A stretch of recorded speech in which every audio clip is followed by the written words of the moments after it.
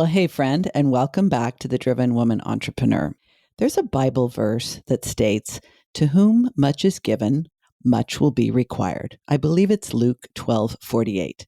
It's often paraphrased as, if you have been blessed with qualities, abilities, talents, advantages, knowledge, or opportunities, you're expected to use them to benefit others.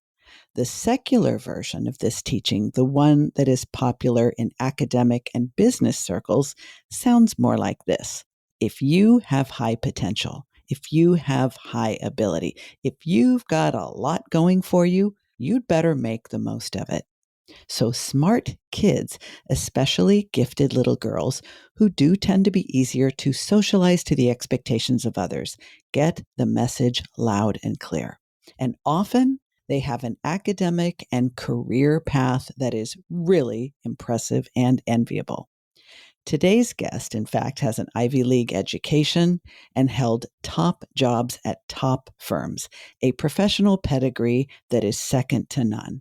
But when the time came for her to stop climbing the ladder and actually take a good look at the wall it was leaning against, she needed to learn how to trust herself in a whole new way that would allow her to reevaluate her choices, step away from the path that she believed was her destiny to uncover her authentic self, her values, and from that place, create a path that is truly transformational.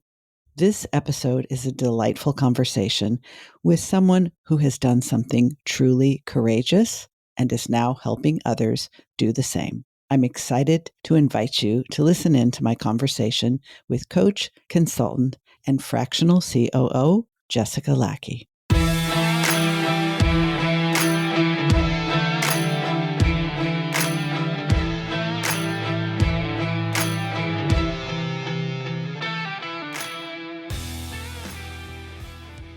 So I am here with my new friend, Jessica Lackey, today to talk about some things that are very, very interesting to me and a specific group of female entrepreneurs who are near and dear to my heart. And I am talking about the recovering good girls, the corporate refugees, the A-plus students, the perfectionists, the girls who literally checked every single box, did it all right, and then walked away from it. So I can't wait to get into this topic with you. Super excited to be here. And let me be honest, when I first met you, when I first heard about you, before we even met, I thought, oh, she's out of my league because you have a Ivy League education. We're talking Harvard MBA. You were employed by the gold standard management consulting firm, the well-known and very well-reputed McKinsey. And I thought, geez, I only went to UCLA. I don't know if I could really hang with this chick. But you were every bit as warm and wonderful and down to earth and authentic as I could have hoped for. And I think that might be a good place to start because that is not what people expect of women like us, is it? It is not. They expect me to walk around with a holier than thou attitude and to have no patience for other people. And that's not my speed at all, but it is what you get labeled at as a Harvard MBA, McKinsey Company. You get labeled as a corporate mercenary. And that is certainly not who I am. A lot of what we're going to talk about today, Jessica, is going to be identity and how our identities have evolved, how we have intentionally, deliberately evolved them. But was that ever an issue for you? Was it ever a problem for you, that sort of that misfit between how you saw yourself and how you knew other people saw you with no actual experience other than your pedigree? I didn't know how other people really saw me versus how I saw myself because I didn't know how I saw myself. That wasn't the point. Because the point growing up, and we'll talk about this more, was to get good grades, to get into the best school. Like how I saw myself never mattered because that wasn't the point. Okay, I think we have to talk a little family history here, right? So I'm going to guess that you came from a very high ability, high achieving family, and you did what was expected of you because that's what everybody in the family did. Am I right? I would say, like, my parents were the first ones in their family to go to college. My dad got his MBA, but working from part time. My mom was a teacher. So I would say it wasn't the stereotypical like legacy from a high achieving career, but I was labeled as gifted early on. And that set the trajectory of my formative years. Yes. And gifted women are my sweet spot. And I am going to guess that, like me, because I was also identified gifted in the fourth grade, as was my daughter. Whenever I ask a woman, were you identified as gifted in school or are you gifted? What they'll typically say was, I was as a kid. And that's such an interesting thing because it's not something you outgrow. It is not something you outgrow, although I've discovered that of the kids labeled gifted in my gifted class when I was a first grader, because that's how labeled early we got labeled, Wow. only one or two of us had this kind of traditional professional career.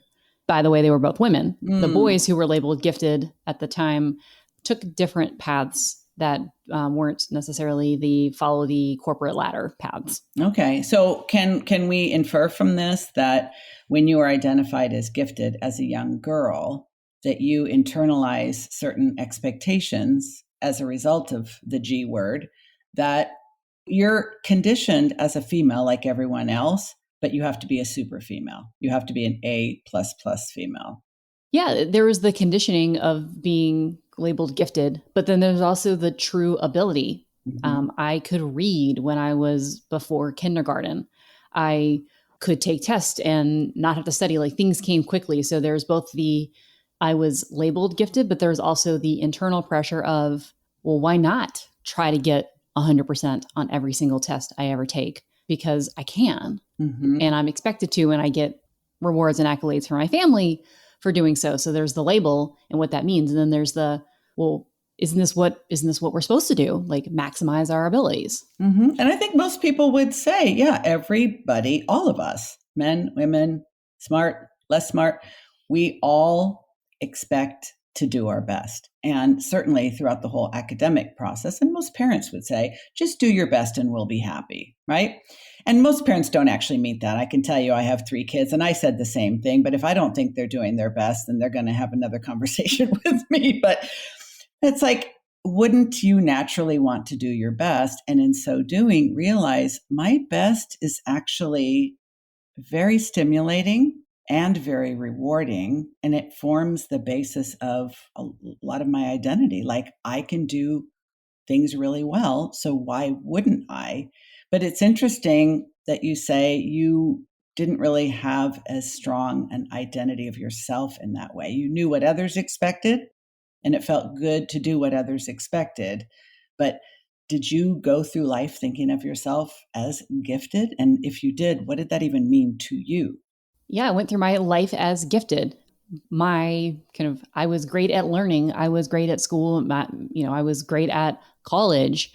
I was great in the workforce. I was a high capacity workhorse that my whole self was based on my ability to achieve, which meant I didn't really develop the skills like having friends and having fun and play, because, I was gifted in this area that seemed to get a lot of attention and accolades and made my life actually much easier going through it. So I doubled down on the areas that I was valued for and didn't develop at all the areas that were hard or a struggle for me. So, then I had to be gifted, because if I wasn't gifted and wasn't doing high capacity, high adrenaline work, knowledge work, who am I if I'm not my work? It's literally, we paint ourselves into a corner, right? And what's interesting about this is that a lot of people will say, well, instead of trying to get better at things you're not good at, just lean hard on your strengths. There are entire coaching and consulting programs built around this philosophy. And on the surface, it makes a lot of sense.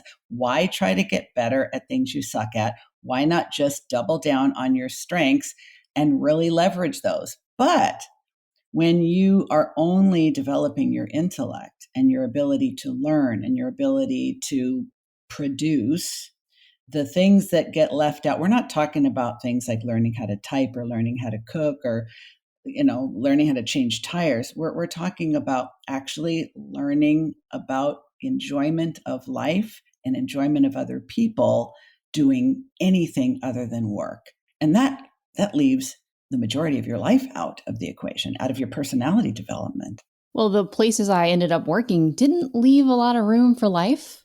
When you worked at a consulting firm, and I was on the road Sunday night through Thursday, super late in the evening. All I did on Fridays and Saturdays was recover from my job, potentially go out with some coworkers and then recover from that.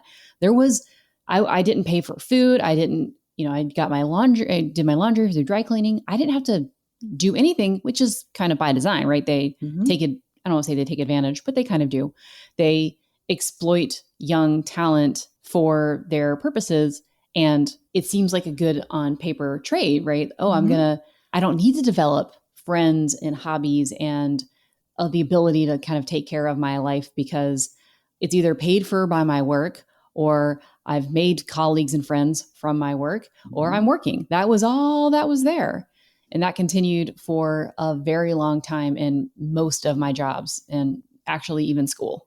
And a lot of people would think you're killing it, right? I'm sure you probably had a lot of people say, I envy you, Jessica. I envy your success because you're living it. You've got the dream. You don't even have to do your own freaking laundry. How many women would love that trait?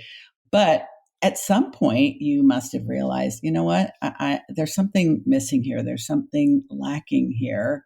I can't quite put my finger on it. But was it like a slow awareness, or did you have an epiphany? Did you have a rude awakening? I've had a couple because I've had a couple of different juncture points. So I knew I needed to get out of consulting, and that was a little over a decade ago. But of course, you don't realize this when you get on the ladder that you can't just get off the ladder, at least at like predetermined checkpoints, right? When you work at McKinsey Company, where do you go next? You go to a top 3 business school. And if you go somewhere else, people look at you kind of funny. Or unless you go something that's equivalent to that, like maybe you join a startup or something like that. But there's a predestined path that, you get off one path, but you're on like the next chapter of the exact same path. And then when you go to business school, then 1, you have to pay off your loans. And 2, there's only a certain type of company and a certain type of job you can legitimately get after business school, because everything else, people look at you funny, like, why do you want this type of job? So I stayed. I knew this wasn't my path. I explicitly did not go back to consulting. I explicitly moved to a smaller city thinking that'll do it. But then I got trapped on the corporate ladder at Nike. And then as a high caliber, high powered woman, I got put into roles. Literally, there was one role that I got put into, the one before my Crucible moment, as I call it, where I got like a 15% pay raise when they moved me. It was a lateral role because they said, this is the type of role that deserves combat pay. Yeah. Whoa.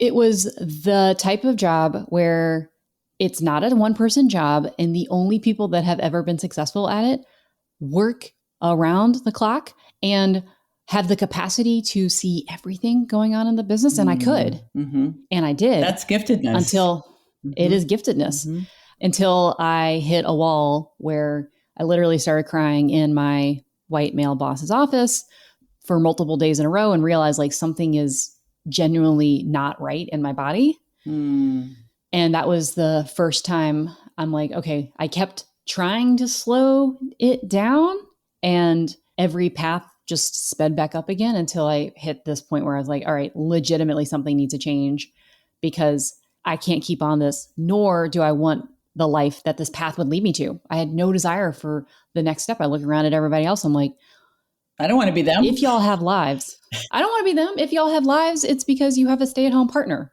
Nike was kind of a progressive company in that a lot of the women at the next level had stay-at-home husbands. But there was no single people at the next level because they worked you so hard that you had no time to take care of a household, regardless of whether or not you had kids or not. So you needed a stay-home partner to manage your life, because you weren't any part of the shared life. You weren't any part of the domestic life. You weren't part of your own self-care. You were the workhorse who needed to constantly be on the track and not someone else has to take care of, well, all the emotional labor, frankly. Yeah. And the basics of cleaning the house. Even when you're one person, someone has to cook meals. Someone has to pay bills. Someone has to do laundry, unless I was willing to trade all of my money to outsource things, which then again, like removes you even further from life. I was in survival mode for such a long time. I didn't realize it until I hit a wall with my body. And then two, started seeing my friends have families and my friends have fun. And I'm like, I'm literally in my office 7 days a week.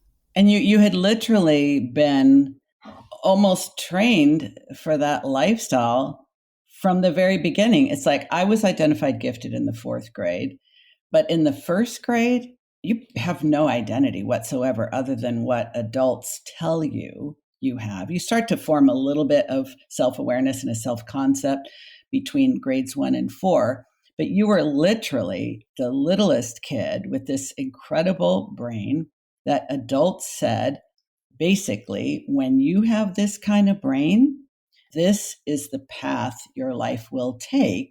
And we don't know what we're lacking. We don't know what's missing. We don't see the void. We just know to continue to do what we do means other people are happy with us.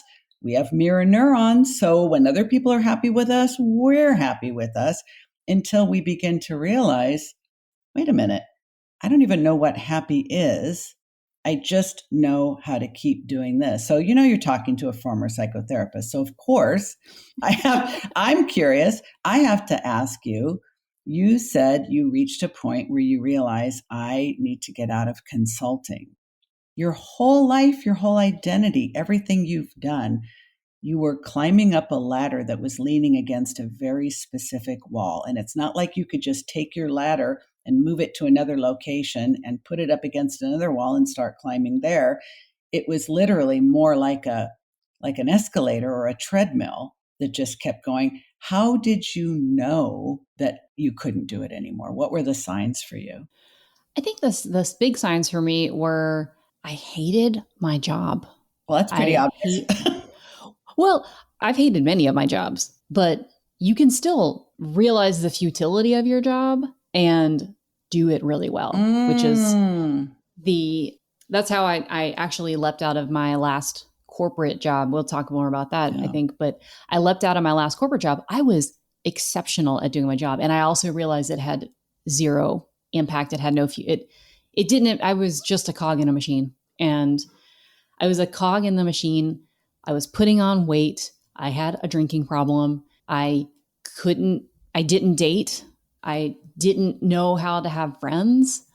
And when you stack all that up, the nice thing about consulting is that the predetermined path gives you checkpoints. Mm-hmm. Like it's literally gives you the up or out, gives you an out. Yes. You don't have to explain to anybody. It's like a perfect fit for being trapped in a system where you don't stick around long enough and you don't have relationships deep enough where they see the cracks in the armor. So you can't see them either. Like I understand consulting. You're not having like deep, intimate conversations with the people that you're working with. So oftentimes they might not even be asking about your personal life in order to discover that you don't actually have one. Yeah. It's almost a perfect fit, but a perfect trap too. It is a perfect trap. Actually, like consulting does give you an up or out moment. You have to decide, do I want to continue being indoctrinated into this process, or do I want to leave? But then when you leave, you're still indoctrinated into the trap. It's just a trap of business school. It's a trap of the next corporate gig, right? It looks like the illusion of a door, but it's really just like a fork in the same cave. Yeah. So the moment I knew I needed to leave the corporate track was, again, this kind of in my boss's office at Nike. You're at Nike now, so you're done. You're done with McKinsey. You've moved on to corporate. You're thinking freedom. I broke out. I got, and you're like, oh shit. I need the same damn thing. Yeah, it's the same damn thing. Like at McKinsey, you never made friends and you never made plans because you were never home. At Nike, I didn't have friends that didn't work at Nike, and I never made plans because I was always working. So I lived at home, which meant I didn't actually have the benefit of like having my meals comped.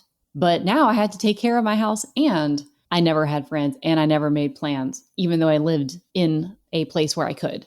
Well, yeah, but let's be honest. One of the things we connected over is that we both lived in Portland. I lived there for 3 years. And in fact, your phone number is a Portland area code still. But you don't really have the same social life in Portland because it rains all the time. So a lot of people stay home anyway. But if you have friends, you can at least have them over. If you have friends. So I had work colleagues. We were friends inside the berm, but as a gifted child, the other thing that they don't really tell you about is you're going to get promoted pretty fast. And you're going to get promoted to where your peers are not your same age.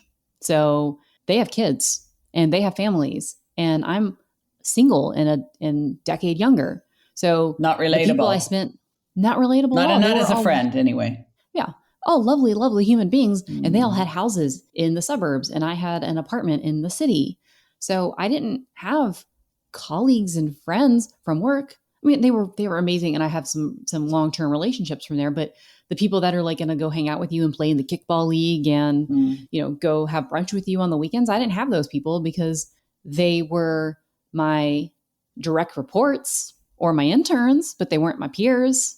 And it's not really, because I got promoted too fast. And it's not really in anybody's best interest to be too friendly with their subordinates anyway. It's actively discouraged in most places because they don't want you to have dual relationships where you start cutting slack for people because you also see them outside of work. This all feels incredibly lonely, doesn't it? It really, really was. It really was. And when the work was tolerable, you kind of put up with it. You're like, okay, I'm doing good work. I'm getting very well compensated. This is going to be another list on the resume that's going to make it easier to get a job somewhere. But at some point, the runway ran out, like the conveyor belt. I'm like, okay, the step is much steeper here. And if I take this step, I'm going to lose everything. Which is terrifying considering the opportunity, the sunk cost really of everything that you've put into. That's why I admire women like you and I so much, because everything we've put into building the life that we have, and then recognizing I can't live this way anymore. The sacrifices, the losses, the identity crisis, the huge ass void that you open up in your life with really no guarantee that you can fill it again or that you're not being completely delusional, not to mention the pushback you get from other people. What the hell are you doing? Did you get any of that? I didn't get, I got some pushback on leaving consulting, but everyone in my family, they saw how miserable I had gotten at Nike. They saw how miserable I had gotten at Nike. And I think my friends and family were like, we support your choice in doing something different, which for me was moving to Charlotte for a bridge job. But they support it because they're like, you're going to destroy your life if you stay on this path. So my parents still are not super aware of like what I do and like that I'm sustainably successful. They don't really get it, but they know that I'm no longer a walking train wreck. And so they're like, we want you to be happy. This doesn't seem to be doing it. We don't really know what's next for you, but we can see that this is slowly killing you. Do you think it had to get that bad? Or do you think that, because I often think about myself, am I a masochist? Why do things have to get so bad for me before I will take action to change them? But when I'm being more compassionate with myself, when I'm being more forgiving of myself, I'll recognize that there are very few people on this planet who understand exactly how this feels and how the weight of other people's expectations, because you are supposedly somebody special. And it almost felt to me, and I'm very curious to know if you have the same feeling, it felt like I was being ungrateful for like I didn't appreciate the gift, like I didn't really appreciate that I had the ability to be really successful at something and then go be really successful at something else. And it seemed like I just kept wanting a refund. I just kept wanting to say, well, no, this isn't doing it. No, I can't do this anymore. No, thanks. This isn't the thing. While other people are thinking, I would have been thrilled. I would have been beyond thrilled to have done any of those things. Like, why can't you ever be freaking satisfied? How about that? Yeah, I think I never think about it as like getting a refund, but I didn't always either at the time. That just kind of came out. Yeah, I think every step I've taken since kind of the realizing something was really, really wrong at Nike has been both tinged with how can I use my gifts to do it differently? Mm-hmm. Like, how can I pay it back? Like, the choices I've made, the educational opportunities that were open for me, like I've picked up a lot of skills. I have a lot of gifts. And the biggest thing I learned is that deploying them in service of making capitalism work, for lack of a better term, that's what's misusing my gift. Mm-hmm. So every step further along the way has been tinged with a bit of guilt of like, I collected all this experience, and to use that experience to make me extremely wealthy and to continue to perpetuate the like cycles of like intellectual gatekeeping, that would be like the turning on the gift. My gift no longer can be in service of maximizing my wealth. It has to be in service of something larger and more expansive than me. And that's when people didn't understand. People understood getting off of the consulting train. They understood burnout in a company job. Most people don't understand, though, explicitly doing things that don't make you enough money and that, or as much money as you could, or that are less sustainable. Most people don't understand that.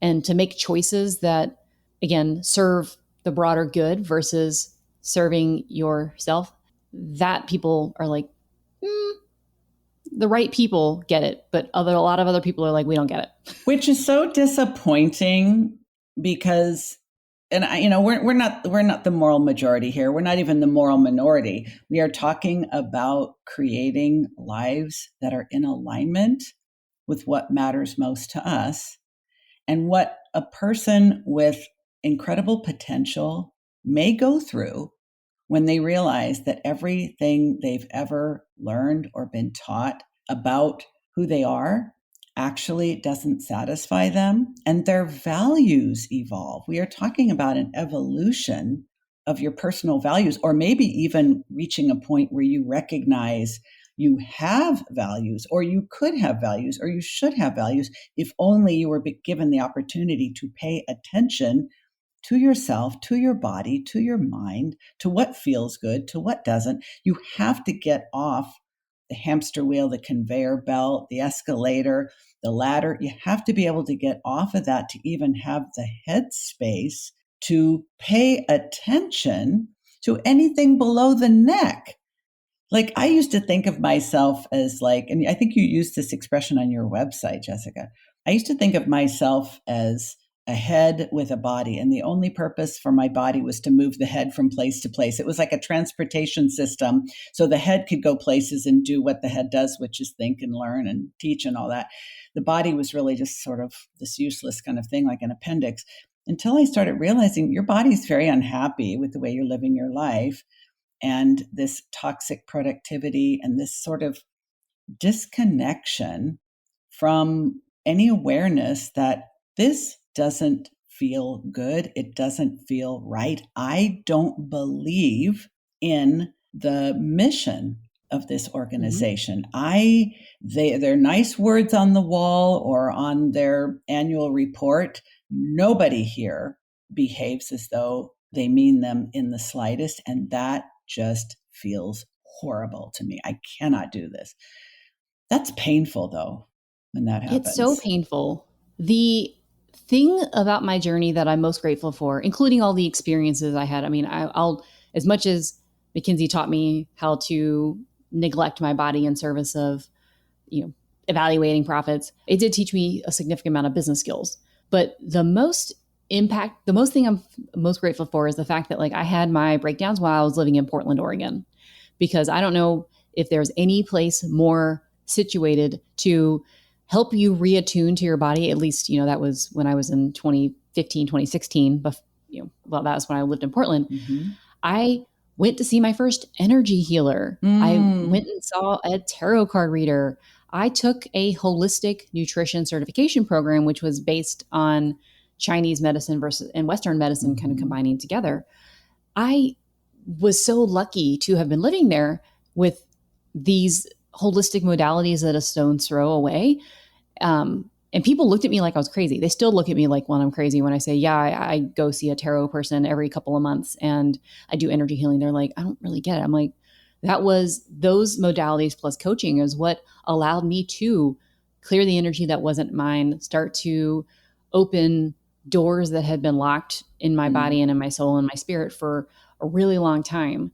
And if I was living in a bigger city or one that was less spiritually inclined at that time, I'm not sure I would have availed myself of those types of options. Would I have thought it was too woo? But in Portland, everything was normalized. So the timing couldn't have been more perfect. And that was the period I reconnected to my body, and I started to know more about who I was and discovered those values and discovered what the concept of Dharma and these more ancient teachings that provided such a counterpoint to everything I'd been schooled in before. And that tension has carried me through the last decade as I've navigated setting up my own business and becoming in the midlife crisis. I think I hit my midlife crisis in early 30s versus a lot of people hit it at 40. You've always been ahead of the curve. Come on.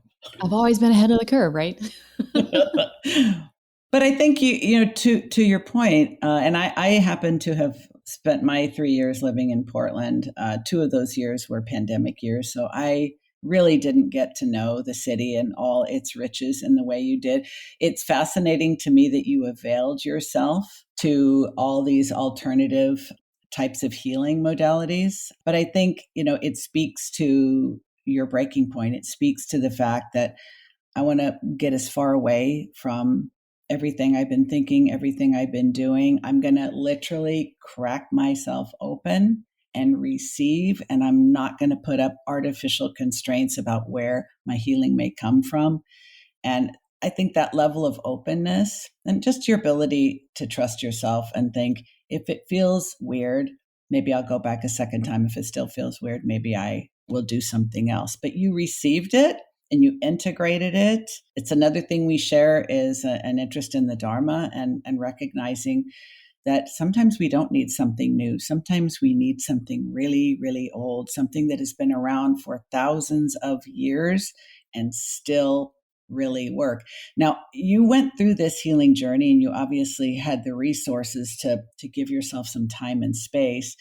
At what point did you decide, you know what, I'm going to set up my own business and I am going to be a consultant again, but I'm going to do it in a totally different way? So 5 years ago, I moved to Charlotte, North Carolina as part of my journey getting life coaching certification. I wanted to move back to the East Coast where I'm from and live near my parents and my brother and my family. That was part of the nice thing about consulting. I mean, the bad thing about it is that they divorce you you move to a city and you have no roots there. And I didn't want to be that far away from my family with aging parents. So I moved back to the East Coast. My family all lives here now. But at that point in time, I knew enough about who I was to know that this job, I took a job to move me here. This was just to bridge things. It was to save up the money to leave when it was time. I never knew it was going to be time until the pandemic happened. And pandemic, I got married. We bought a house. I got a dog. And for the first time in a really long time, I got to have conversations that were not monitored by my employer because I wasn't in the box. I was working from home. I got to listen to interesting podcasts. I didn't have a commute. I wasn't in the energy all the time. And I was working in appliance manufacturing. And at some point in time, they were like, we're going to bring everybody back. And I also knew I was in supply chain at the time, that I was in one of those no-win jobs. Again, very much like the jobs that are more than one person jobs that you have to be exquisitely exceptional to do well. And I never wanted a promotion because I didn't want anybody else's job. I didn't want to move laterally because I didn't want any of their jobs. And I realized that I was about to I've moved from pet to threat. I'd moved from the woman they brought in for a diversity move who happened to do her job well to the first sacrifice that they would make as like the pandemic supply chain continued to roil. And I was like, I got a bonus. I got my house. I got married. I'd like completed all the logistical things. I don't want to go back to the office. And I don't want to continue to like play act like a nice girl, knowing that nothing I say would change the CEO's mind on things. And I was like, I'm done. Peace. I don't know what I'm going to do. I had really didn't know what I was going to do, but I was like, nothing can be worse than this, because I, at that point, knew myself well enough to say, I can't keep a straight face around these people anymore. And I'm going to get myself fired by running my mouth and saying something unpolitically correct. That's actually very true. And I was like, I want to go out on my own terms and not go out being fired. Yeah, I don't want to be escorted from the building by security with a bus. No, I would have been, had I stayed, I would have been one of the sacrificial children that happened during rough times because I was willing to speak my truth and I wasn't willing to toe the company line and give up of myself for the fact that they had poor management. I wasn't willing to do it. They knew that. I actually told them a year in advance that I was going to be looking for a new job at the end of the project I was running. And they're like, what do you mean? I'm like, I'm not going to be here anymore. Only a good girl, A+ student would give a year's notice.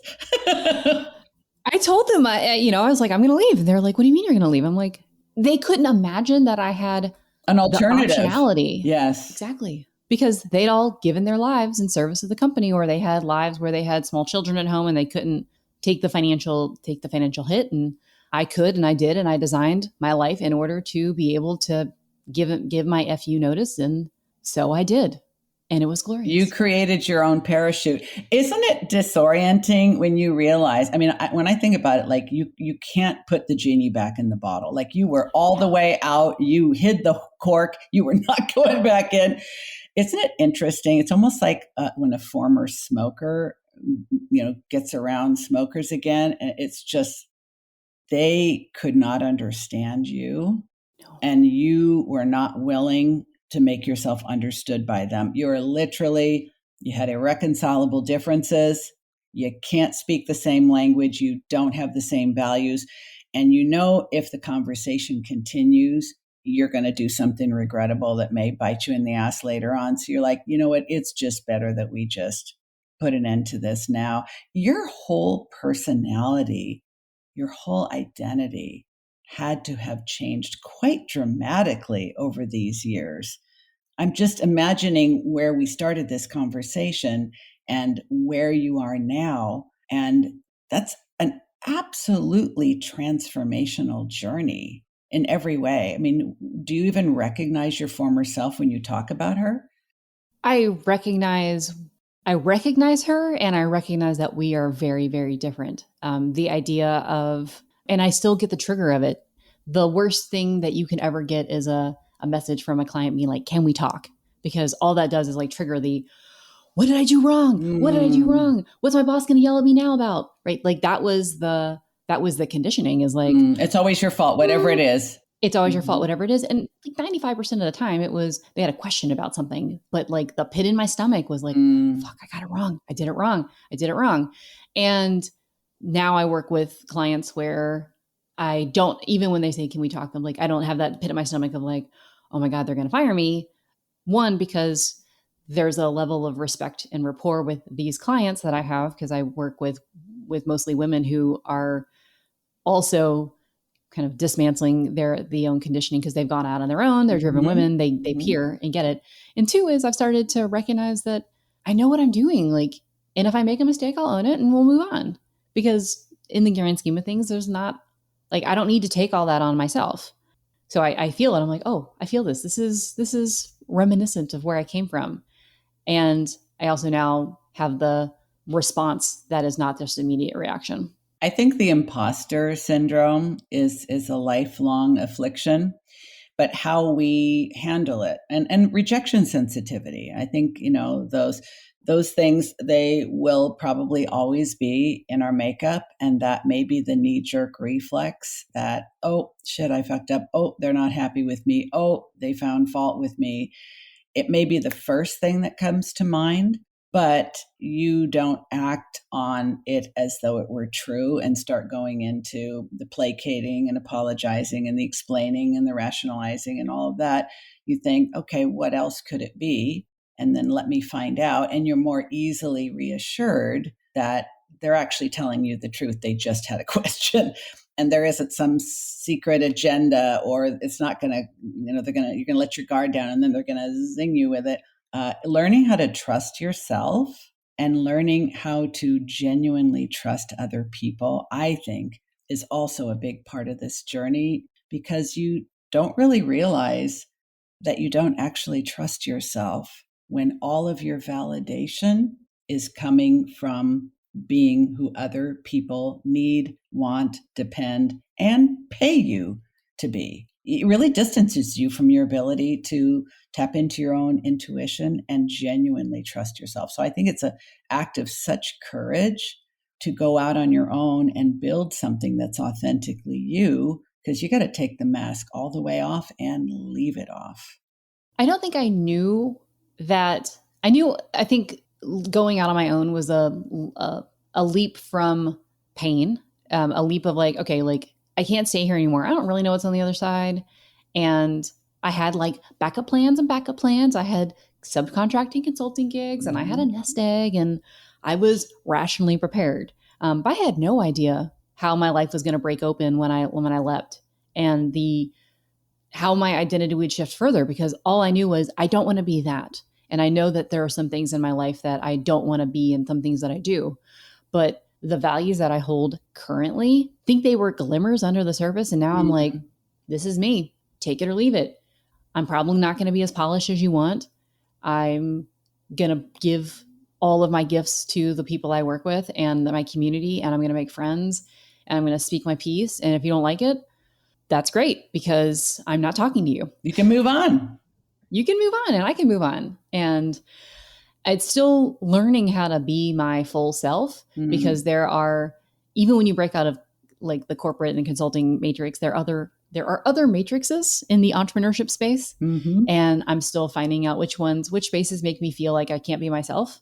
And how can I take what I need from those spaces, not in an extractive way, but like, how can I learn, but then be like, yep, this doesn't align. These aren't my people, not in a bad way, but this isn't for me. And that's continued. I didn't know how much of that I'd be doing. I'm like, oh, like everything on the other side is gonna be fine. I'm gonna be able to be myself. That is actually not the case in a lot of the spaces. And so finding women like you and finding some similar spaces that we're in has been just transformative, because it's like, oh, I can be seen as who I am here, and I don't have to hide my giftedness. Even though I stopped hiding it a long time ago, I get to use it for me and not in service of making men more money. And as smart as we are, would you agree, Jessica, that we can be a little naive when it comes to how other people operate? I think it's one of the things that I think is kind of ironic and maybe a little perverse about the way that we are wired, is that it was very disorienting, disillusioning, and deeply hurtful to me that other women in the entrepreneurial space were very happy to exploit me. Like, I literally had several women that I used to be affiliated with in some way literally take the words out of my mouth and make money on them. Yeah. Because I share quite readily my thoughts and so forth. And this may be a person who has fewer ideas and said, oh, that's a great idea. I'm going to go turn it into something. Diane's just shooting off her mouth. She probably doesn't remember that she said it. And so learning to trust our intuition and our instincts about where we feel safe to be all of who we are. And that's kind of what I meant by taking the mask all the way off. I don't think we realize how much we were masking our authentic self, because when you're putting all of your energy, all of your focus, all of your attention, all of your effort into being who you're being paid and rewarded to be, you're not even thinking about the rest of you, the other parts of you that are all being crammed into that box. And once you come out of the box, you're like, wow, how the hell did I ever fit in there? Like, no wonder I had so much discomfort and so much anxiety and so much depression. I was literally like in a trash compactor. And now it just feels good to be spacious and to learn to honor my true self. And if somebody doesn't like it, you're doing me a favor to move the fuck on. Yeah. As quickly as possible. because I'm not going back. No. And you're not either. No. Do you think there's any way you could have done this differently, gotten there faster? Have you ever questioned your journey and thought, I wish this would have happened, or it's too bad this didn't happen? Maybe I could have done this quicker or in a less painful way? Or do you feel like this is exactly how it needed to happen because of who I am and where I come from? There were some situations where I wish I'd handled myself differently, but as like an overall arc, no, because one, you can't ever change anything, obviously. But two, it's like I wouldn't be as capable of being an entrepreneur if I hadn't had all those experiences, and I wouldn't be able to guide others through the similar journey. If you don't go through the crucible yourself, or a crucible, it is sometimes hard to guide others through their similar journey. I'm, just turned 40. Sometimes I wish that like my crisis had happened earlier, because then potentially children would have been in the mix. But also I'm grateful for the fact that that season of my life is probably over. And now what? And now what? Now my life, some of those life choices have been made for me. And now it's like, great, I'm going to play the hand that I have been dealt, and really like in less of a, I'm going to do what other people think about me. It's more of a, and live up to their expectations and like achieve to that. And we'd be like, what do I want to do? What has resonance for me? And how do I go after that with everything I got? And this is, I think you and I agree on this, along with many other things. Your path is the path of continuous personal evolution. This is where you are in that path right now. We are going to link to your business and your offers, and for people who are interested in getting more of you in their life and possibly working with you, in the show notes. But one thing I can already say is for sure, now that you're on this path, you're going to continue to evolve. You're going to continue to choose you. You're going to continue to say yes, what is right for you and aligned with you. And you're not going to look to other people for those answers. You're going to look inside. Of course, you have your trusted advisors. You're not going to be reckless, but there's no way to go back in the bottle. And your path is going to be a fascinating one that I am looking forward to watching as it evolves. And I'm so grateful to have met you, because you're going to be one of those trusted peers and mentors that are on the journey with me. I'm so thrilled that we met. Yeah, you're going to have to block me, because I will stalk you relentlessly until you shake me loose. Okay, my friend, we accomplished what we set out to do here. This has been a fascinating conversation, and I'm looking forward to many others. And maybe we'll have you come back on the show when you have a big announcement to make. Sounds great. Thank you. Awesome. Hey, it's Diane, and I want to invite you to choose your adventure this summer with me.